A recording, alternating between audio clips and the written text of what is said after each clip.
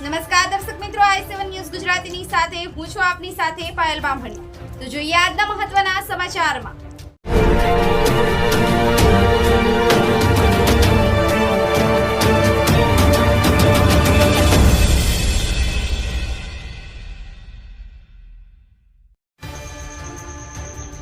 વડાલીનગરમાં આવેલ સંત શ્રી રામજી બાપા વિદ્યા સંકુલ શારદા હાઈસ્કૂલ ખાતે એક પેડ માં કે નામ હેઠળ રોપાઓનું વિતરણ કરાયું।